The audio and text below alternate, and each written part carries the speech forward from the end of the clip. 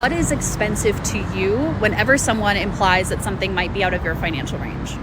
My name's Stefania. I'm a wealth embodiment coach and the creator of Bank Membership.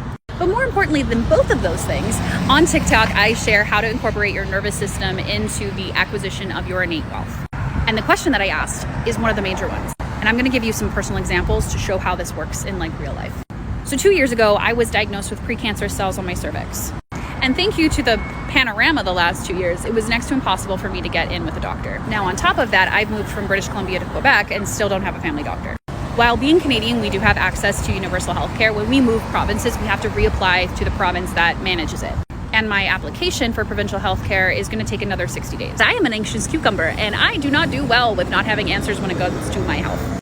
So I have decided, you know what, I am just going to accept the cost of what it is to have reverence for this body. Which basically means I'm willing to pay what I need to pay to get the answer sooner. Now, here's the thing. When I was requesting the blood work, the nurse kept looking at me side-eyed, like, do you know how much this is going to cost? Like, are you sure?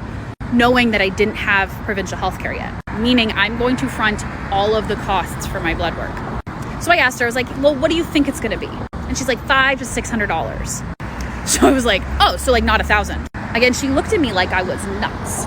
Flash forward, now I'm talking to the doctor and I'm explaining all the different tests that I want because I am neurotic. He too gives me this side eye and he's like, I'm happy to make this request for you, but I want you to know this is going to be quite expensive. Ah, yes, the question we've been waiting to ask. I replied, well, what is expensive to you? His response was anywhere from $700 to $800. Again, not $1,000. Now you might be wondering, Steph, what do you mean? Why does it matter if it's not $1,000? See, before going into my appointment, I already checked in with my nervous system and determined what is my range that I am comfortable paying today that I'm not going to lose my fucking shit on. Meaning, if they came back with a $1,200 quote, I would be an absolute no, and that they would need to adjust the tests that I was doing and split them up in different times because there's no way in fucking hell on earth I would actually be paying that. But below $1,000, I was like, hey, let's do it.